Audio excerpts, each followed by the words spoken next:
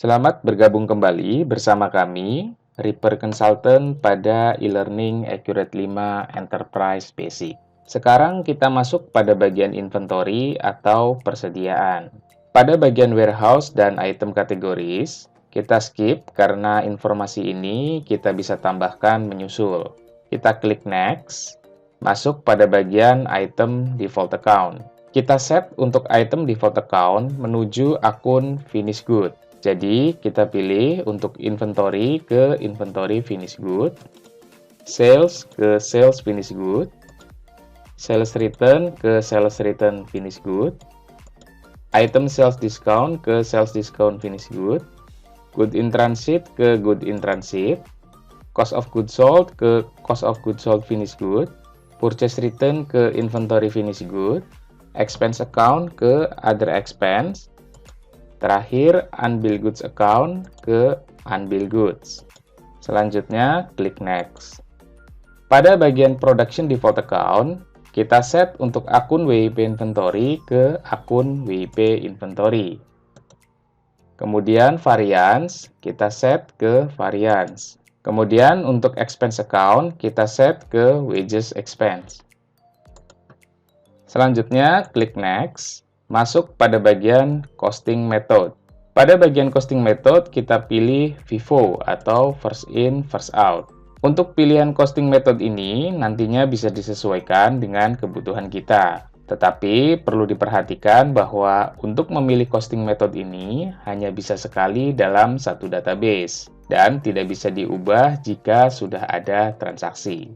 Selanjutnya, klik next, dan masuk pada bagian item. Sebelum kita impor, ada beberapa hal yang perlu diperhatikan pada data Excel yang sudah diberi tanda warna kuning. Yang pertama perlu diperhatikan bahwa dalam data persediaan, perlu dipetakan untuk tipe persediaan apakah masuk ke dalam raw material, subsidiary, WIP material, finished good, atau other material. Kemudian, untuk akun-akun seperti inventory, sales, sales return, item sales discount, dan juga COGS account, serta purchase return account, harus kita petakan sesuai dengan pemisahan yang sudah kita buat di daftar akun. Contohnya, item tepung, untuk inventory-nya kita set ke inventory raw material dengan nomor akun 1200.100. Kemudian, untuk akunnya, ke akun sales raw material, yaitu 4100.100. Demikian juga berlaku untuk sales return, item sales discount, COGS, hingga purchase return account-nya. Selanjutnya, kita kembali ke Accurate, kemudian kita klik tombol Click here to import from file. Ambil file daftar barang dengan cara klik icon folder, lalu file of type kita ubah ke Excel, lalu ambil file tabel 4 inventory. Setelah itu, klik extract data. Hapus baris pertama pada bagian available source, lalu petakan informasi pada source column data dengan define to field name. Item number dengan item number, item description dengan item description, item type dengan item type, lalu inventory part kita petakan dengan inventory part. Kemudian inventory part type kita petakan dengan inventory part type. Raw material dengan raw material. Subsidiary dengan subsidiary. WIP dengan WIP. Finished good dengan finished good. Terakhir other material dengan other material. Berikutnya quantity kita petakan dengan quantity. Total cost dengan total cost. Unit 1 dengan unit 1. Kemudian dev selling price 1 dengan dev selling price 1, as of dengan as of, inventory account dengan inventory account atau expense account. Selanjutnya kita petakan 1200.100 dengan 1200.100 yaitu inventory raw material, 1200.101 dengan 1200.101, kemudian 1200.102 dengan 1200.102, 1.200.103 dengan 1.200.103, dan yang terakhir 1.200.104 dengan 1.200.104, yaitu inventory other material. Berikutnya adalah sales account. Kita petakan untuk sales account 4.100.100 dengan 4.100.100, yaitu sales raw material. Kemudian 4.100.101 dengan 4.100.101, 4.100.102 dengan 4.100.102, 4.100.103 dengan 4.100.103, terakhir 4.100.104 dengan 4.100.104. Berikutnya adalah sales return account.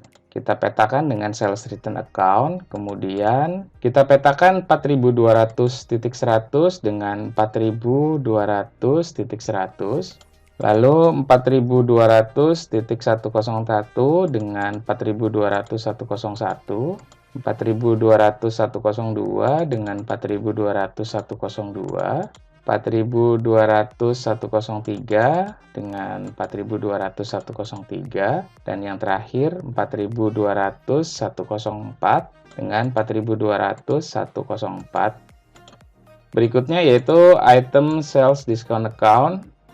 Kita petakan 4.300.100 dengan 4.300.100, 4.300.101 dengan 101, 4.300.102 dengan 102, 4.300.103 dengan 4.300.103, kemudian 4.300.104 dengan 4.300.104.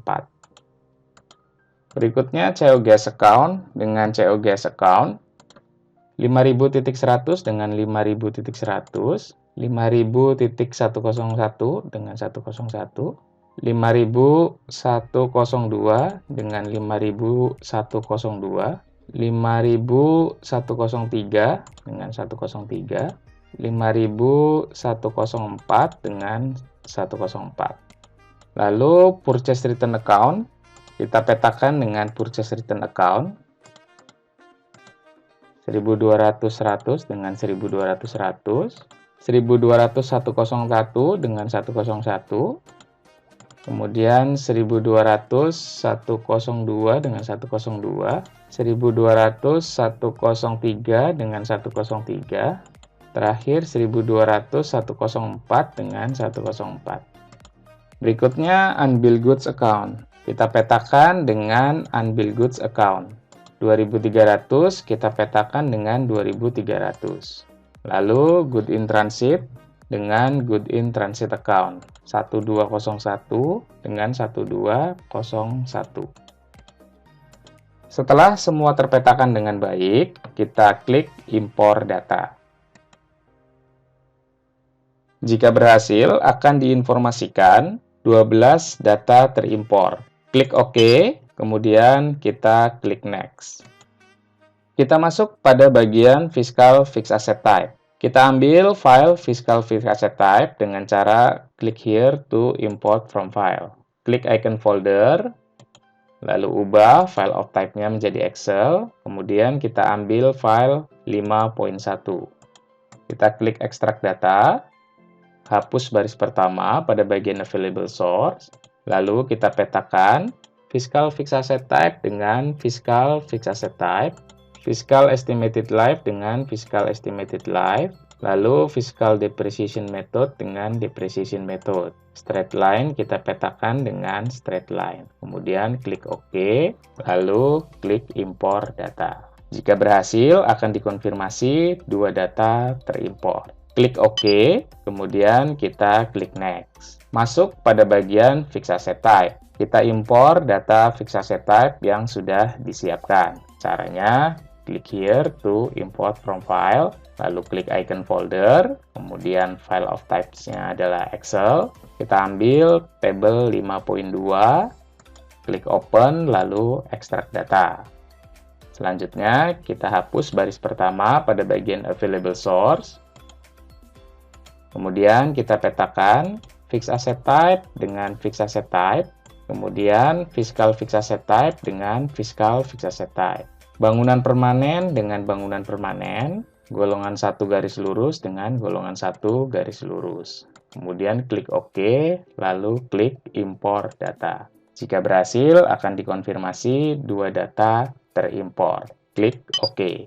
Selanjutnya kita klik Next, masuk pada bagian Fixed Asset. Kita klik tombol Click here to import from file, kemudian kita klik icon folder, lalu file of type adalah Excel, kita ambil tabel 5.3 yaitu Fixed Asset.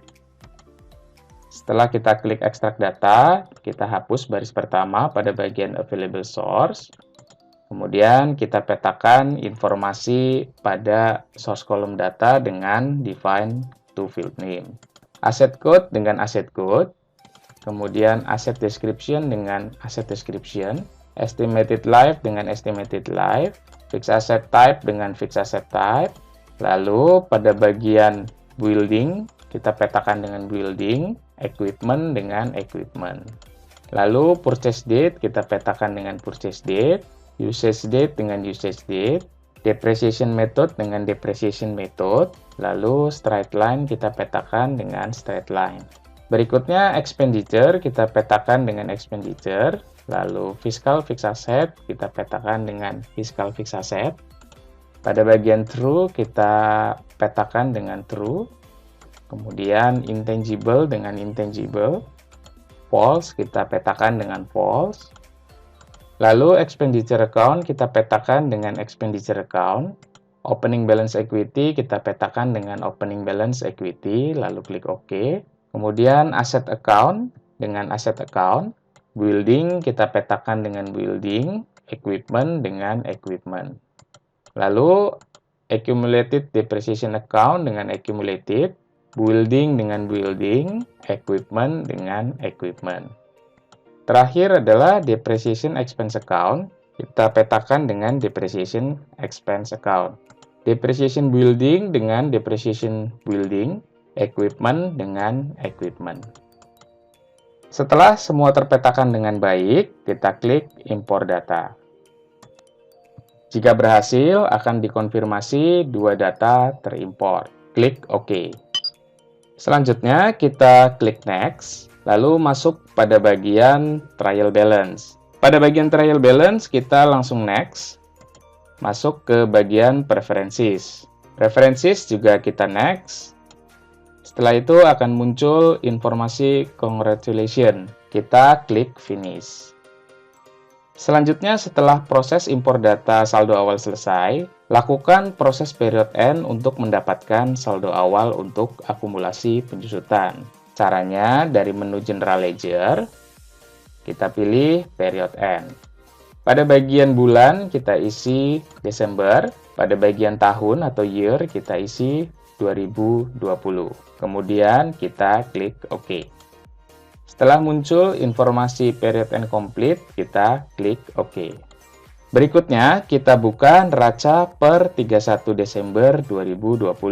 Caranya, kita bisa klik pada bagian Financial Statement, atau bisa juga dari menu Report ke Index to Report, kemudian kita buka Balance Sheet Parents Control. Kita tentukan periode tanggal yaitu 31 Desember 2020. Lalu pada bagian Other Parameters kita centang Show Child. Lalu klik OK. Kita perhatikan pada bagian Opening Balance Equity masih ada saldo senilai 150.200.000. Kita balik nilai ini ke akun equity atau modal sesuai dengan ilustrasi neraca yang sudah diinformasikan pada informasi awal perusahaan. Caranya dari menu General Ledger, kita pilih Journal Voucher. Lalu masukkan informasi tanggal yaitu 31 Desember 2020. Pada bagian Description, kita isi dengan saldo awal equity. Lalu pada bagian account number, kita isi opening balance. Masukkan pada bagian debit senilai 150.200.000. Kemudian pada bagian kredit, kita isi dengan equity. Nilainya 150.200.000. Kemudian kita klik Save and Close. Kita kembali ke laporan balance sheet, lalu klik refresh. Jika kita perhatikan, sekarang sudah tidak ada lagi nilai pada akun opening balance equity, serta nilai neraca sudah sama dengan neraca acuan sebelum kita masukkan ke Accurate, yaitu totalnya adalah 156.200.000 di sisi total aset dan juga total liabilities dan equities.